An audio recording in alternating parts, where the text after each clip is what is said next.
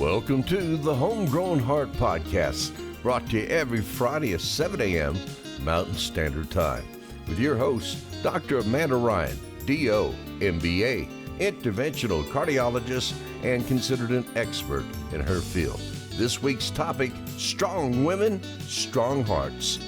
Please help me welcome our host, Dr. Amanda Ryan. Good morning, Carlsbad, Eddy County, Florida, Illinois, and listeners all over. This is Dr. Amanda Ryan, and this is the Homegrown Heart here in studio with Danny Fletcher, our amazing producer and one of our biggest supporters. You should watch his podcast as well, This, That, or the Other. It's the end of Heart Health Awareness Month, and that's exciting. Advanced Heart and Vascular Center of New Mexico, Partners in Heart Health, Advanced Ambulatory Surgery Center of Carlsbad, New Mexico have done so many great events this month. We've really been out there in the community. We've had patient panels, we've had education sessions, we have a walk scheduled. We've just done so many different things to promote heart disease awareness and health. I spoke at a Galentine's event for the new group, Women of Greater Carlsbad. That's a great group. Thank you so much to the Fab Four who got that going. It's really a great chance to get women together. We had some male support too, which was great, to really talk about issues that are important to the women of our community. And I took an angle during that of Heart Disease Awareness Month of not only talking about the symptoms in women and heart attacks and heart disease, but really how underrepresented women and our minority populations are in research. Cardiology is heavily evidence-based, but most of the participants in all of those large trials were European background Caucasian men. So we really need to expand that. There's a lot of mistrust, there's a lot of lack of access in our rural areas. Again, let's never forget our overall mission, which is really to change the landscape of rural healthcare in America. Lofty goals, lofty goals. But one day at a time, we really are making a difference. But we've got to talk about things like that's probably, you're like, well, that's kind of an odd topic for a luncheon. And it was, but it went over great. I think it's an angle that people hadn't really considered. And when people hear me talk multiple times, or if you're watching my podcast, sometimes I do repeat myself because I feel like certain information is so important that the more times I really get it out there, the more subscriptions we have. Again, go to YouTube, go to Buzzsprout, all your different options for listening to your favorite podcast. Support us, subscribe, and follow. But other times I try to come up with different angles to involve people in understanding heart disease. So there are different types of heart disease. When you say heart disease awareness, what are you really talking about? There's something called angina. Angina can be stable or unstable. Angina can be a squeezing chest pressure that often radiates to the middle of someone's back, potentially to one of their arms, maybe to their jaw. But again, the traditional angina, unstable angina, would be when you're exerting yourself, and then eventually it'll progress to even at rest. Having this intense substernal chest pressure, people usually rate it somewhere between 6 out of 10 to 10 out of 10 or more. A heaviness that goes to the left arm is associated with shortness of breath. In women, we just don't usually get that as a sign of a heart attack. We get more burning indigestion, jaw pain only. Oh my goodness, my pain went to my right shoulder, not my left shoulder. So then people think there's no way that really means you have a blockage. And I just want to make sure people understand it doesn't matter which arm it goes to. There are so many people that have heart attacks that tell me on a regular basis, I don't have chest pain. I'm like, I hear you. I've probably done 1,000 emergent or urgent heart catheterizations in the last 10 years. Let's call it somewhere between 1 and 2,000. When doing those or afterwards, I often try to ask the patients what their symptoms really were like, particularly women, but I ask everyone. I really want to understand because women have a lot of atypical symptoms. And I'm like, so you had chest pain? They're like, I didn't have chest pain. I had chest pressure. I was like, okay. I think pain often people think is stabbing, searing, like an ice pick almost. And I think the pain that's associated with cardiac disease is more a band around your chest, a super heavy pressure that can feel like bricks sitting on your chest. I have some patients and they are not patients that have read the medical books to notice that they're like, I feel like an elephant sitting on my chest. The thought of an elephant sitting on my chest is definitely overwhelming. It really makes me understand the feeling of impending doom that some of our patients really experience, because they're serious when they tell you that's how they're feeling. If you ever have any of these symptoms, and you're going to call 911. I know some of you follow my TikTok, Lady Heart Doc for Life. I saw a TikTok last night. One of our staff members shared it with the team. It was a 46-year-old woman who was running errands with her special needs daughter, who had never had any heart issues before and was relatively healthy, had an acute heart attack. She really describes on this, it's about a 4-minute TikTok video, she really describes how she felt, what went through her mind, how she convinced herself what it wasn't until she had sweat pouring off of her. She was ghost white. She had 10 out of 10 chest pressure. It was going to her right arm and up to her jaw. Only then was she like, no, I really have to. Weighing the options of driving to the hospital versus calling 911, thinking how far was she from it, that all these kind of thoughts. Again, always pull over if you are driving and get symptoms that are that intense and call 911. I understand a lot of people think they can get to the hospital faster than 911 can get to them. The problem is if you pass out on the way, there's no chance to help you at that point.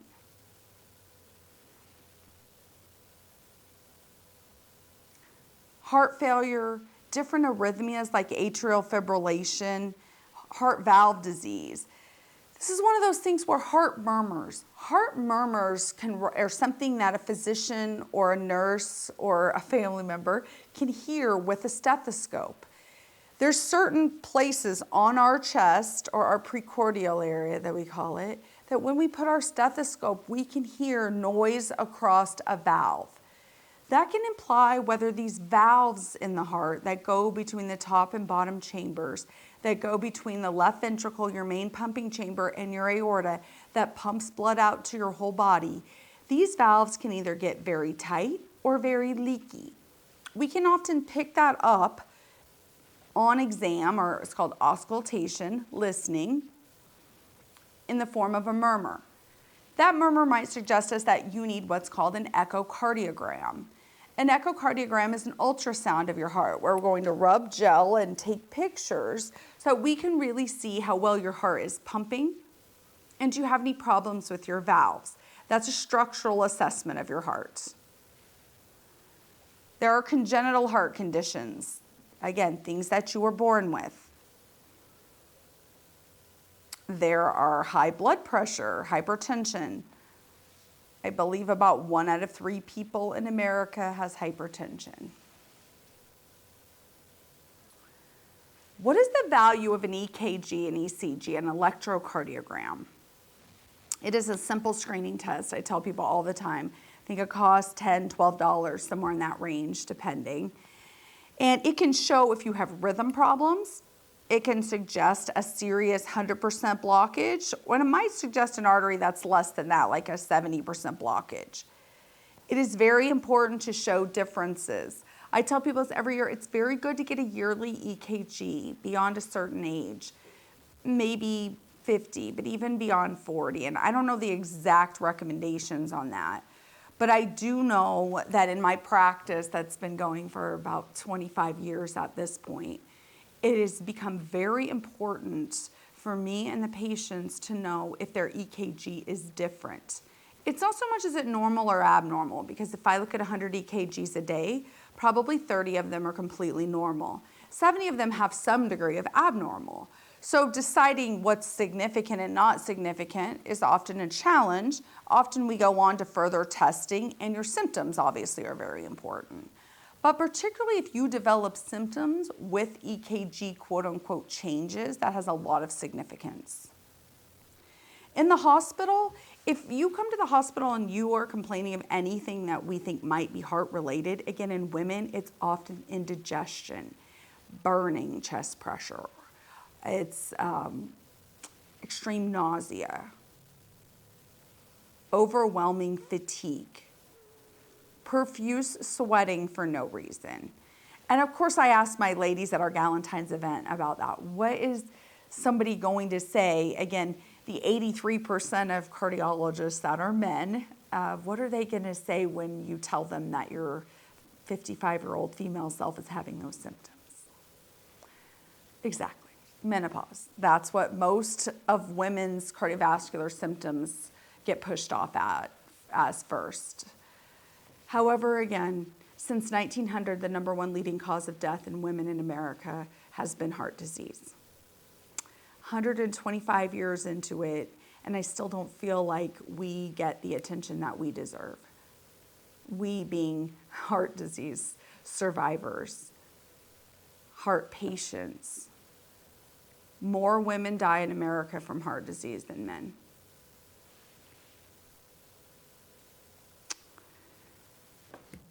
Again, the typical symptoms: chest pain, shortness of breath, jaw, neck, left shoulder, nausea, vomiting, lightheadedness, profuse sweating. But we can have atypical symptoms: unusual fatigue, unusual shortness of breath, upper back, jaw pain, discomfort in our right shoulder, a feeling of impending doom. Many, many women that I have interviewed after their heart attacks over the years have said to me, I had a feeling of impending doom. For 2 weeks prior, I literally thought something's wrong and I'm going to die, but I could not put my finger on it.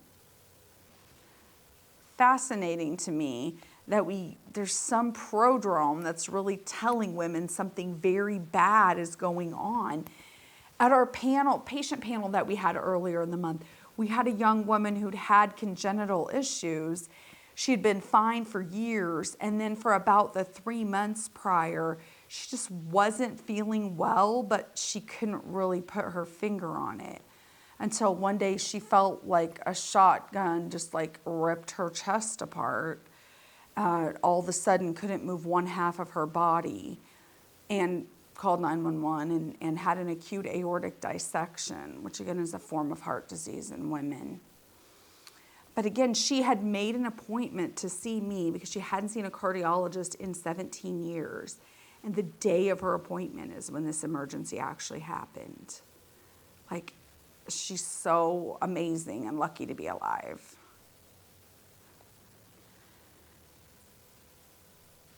The lesson there is listen to your body.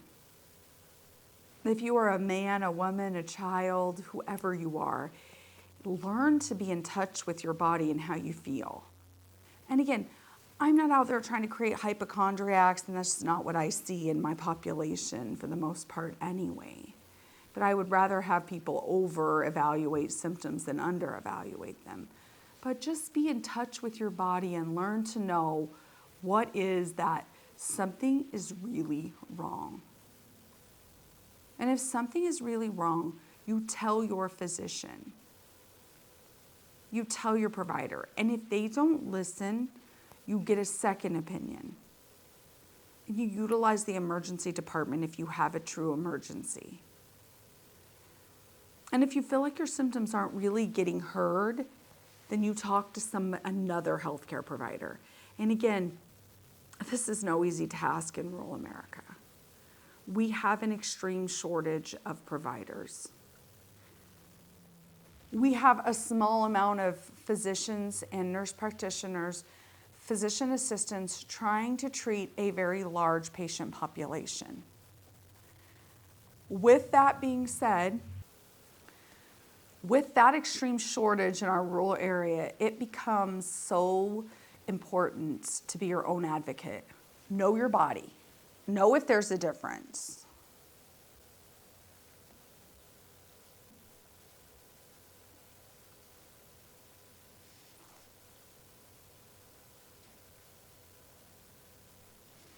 Women are more likely to wait before presenting with their symptoms. If you hear me speak a lot, one thing I do, a statistic I give a lot because I feel like it's very powerful. If you gave a group of symptoms to a woman, 93% of them would call 911 for someone else or their partner with those symptoms. But only 30% of those same women would call 911 for themselves. That's startling.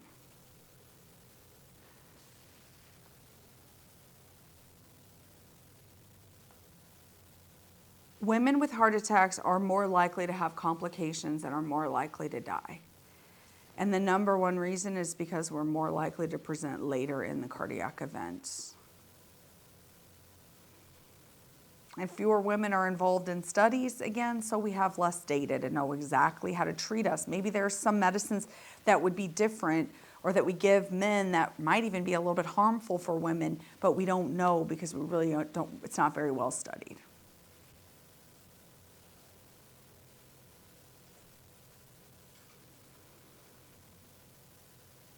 There's over 1 million people, men and women, in the NRMI registry that was done between 1994 and 2006, almost 500,000 women. 42% with an acute cardiac event presented without chest pain or pressure. A 15% in-hospital mortality for those women versus a 10% for men. And 5% higher mortality risk with the large amount of people that are showing up at the hospitals with heart attacks is a large number of people. Younger women without chest pain were the highest risk person of dying from an acute cardiac event.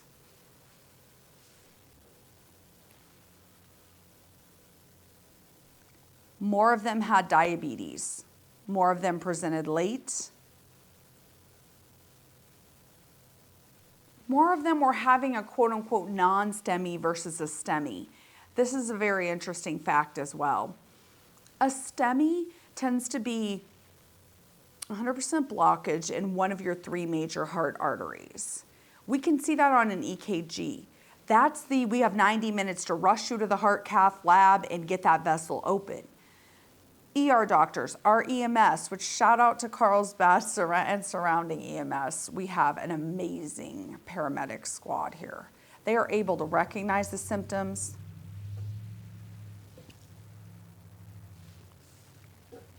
That was a little bitty SUV. Like, why was it so loud? Okay. I know you were going, I'm sorry. That's okay. 3, 2, 1. They're able to recognize the symptoms, the EKGs, alert the cath lab team, and we can often be at the hospital waiting for you to help you. But non-STEMIs are more subtle. The EKGs might have a little bit of changes on them. They might have what we call ST depression. You have a lab value that's called a positive troponin. So you're often diabetic, you might have hypertension, high cholesterol. So all this stuff's going on, but you don't have an acute, like, I have to take you to the lab right this minute kind of heart attack. Smokers and high cholesterol are risk factors as well, obviously. Sedentary lifestyle is a big risk factor. Do not be sedentary.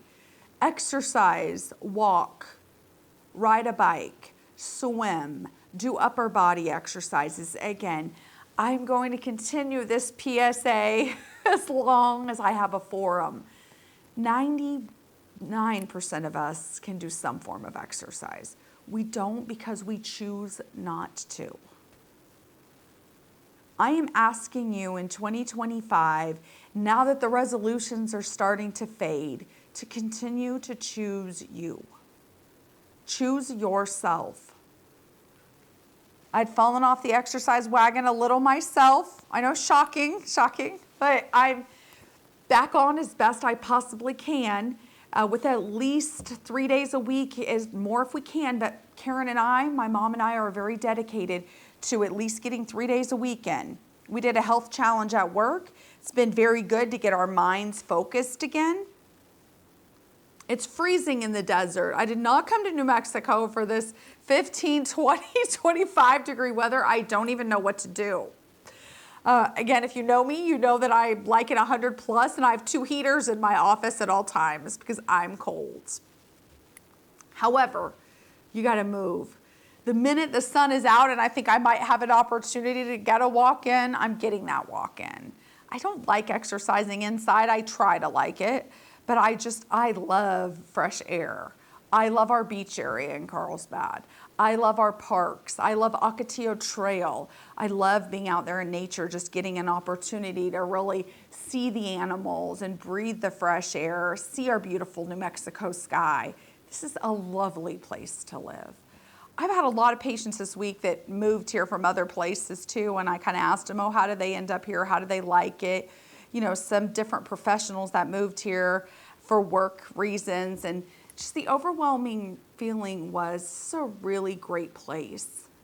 The weather is beautiful. The people are wonderful.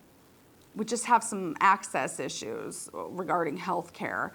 Again, please participate in our community-wide survey. We'll go ahead and flash the QR code as well as the Survey Monkey. What we've heard so far in our first public meeting was that overwhelmingly a lack of housing and healthcare are our 2 major factors that are really reasons why people either don't move to Carlsbad or are moving out of Carlsbad. Education is also a big factor, but I think there's been a lot of move for improvements there with our college as well as our local school system.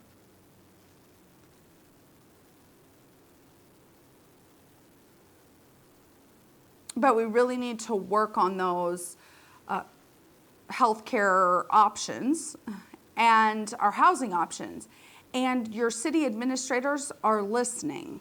So if you'll please go online, the City of Carlsbad has it posted as well, the government site. So if you can really take that survey honestly and tell us what your concerns are. I'm participating in that steering committee with our consultants out of Albuquerque and other local business people in the community. And come to the events. Come when City Hall really supports talk where you can come there. You can literally talk to the steering committee members so that you can tell them what your concerns are. Back to the risk factors with women pregnancy related. There are a lot of pregnancy related heart disease. OBGYN care is so important, as well as their interaction with cardiologists is very important also. I interact with our local and regional OBGYN providers on a regular basis. And please, if you think something is wrong, do not hesitate to get them to refer you. And again, you can see us in our office without a referral. If you think something's wrong, we're here to help. A history of cancer treatment is also a factor. Sometimes people hear cancer and again, they're very scared and intimidated, and I completely understand why. The reality is that we've gotten so much better at identifying and treating so many different cancers that the patients are living long enough now to develop side effects and issues from that cancer or go on to develop other issues like heart disease. So treating patients that have both cancer or a history of cancer and heart disease is probably 1 out of 4 patients in our office practice. And how are we going to diagnose your heart problems? Again, we talked about that basic EKG. We might move on, depending on what that EKG shows, you might get an emergent heart catheterization, also referred to as an angiogram. That's going to immediately tell us what's wrong. Or maybe we're going to do a stress test. There are simple exercise stress tests where you get on a treadmill. Then more complicated again. My segment last week really discussed, or 2 weeks ago, discussed the different types of stress tests. We have coronary calcium scores. can be a valuable screening tool. It's not a great way to track, but it can be a valuable screening tool to see who really has heart disease. Again, the gold standard 100%, do I have heart disease in the form of blockages or not, remains a heart catheterization. We can usually do those through the wrist now. The technology has improved to more and more. We can also do them using minimal sedation. There's a little pain and discomfort in your wrist, but the risk from sedation also exists. And the risk of going through your groin access in that femoral artery, because it's much larger, has a much higher bleeding risk. So we are there as providers doing everything we can to decrease your risk of complications from any procedure. We do tell you that they can occur. That's what true informed consent means. Prior to doing any procedure or test, I recommend that you make sure you understand the test. At our office, we have videos created and we're showing people the videos, and there's YouTube options, and there's you can't believe everything you read on the internet. So I'm a Googler too. Sometimes you can believe what you find and sometimes you can't. But there's a lot of information out there, and knowledge is power. This is a call to action for all of you, women, men, and otherwise, to invest in your health. I spoke in a segment earlier this year as well about what the quote-unquote issues were in healthcare. They're big, there's enough responsibility to go around, and you can do your part. If you get an opportunity to participate in your own, well, you always have an opportunity to participate in your own health. But if you have an opportunity to make a health situation better, again, partner with us in this community if you have ideas. If you have time that you can donate, we're training some peer specialists to help other people in the community who really don't have family resources to help them with their healthcare needs. We're going to start a peer specialist training program, which the government supports, physicians going out and training peers in the community to help patients. So I'm going to close this out this week with a call to action. Be an active member in your healthcare wellness journey. Make sure that you get the care that you need. Invest in yourself, your healthcare, your community's healthcare. If you're one of those people, again, we'll be actually having some peer support specialist training programs in the next several months, where we'll actually be training people in the community to help others who might not have family resources available, to help get them to doctor's appointments, coordinate their care. Care coordination is very important, and it's lacking in our rural areas tremendously. If you're one of those people that's financially blessed and you have a spirit of philanthropy, support healthcare. Work with us so that we can make Eddy County healthcare what it truly deserves to be. Have a great week.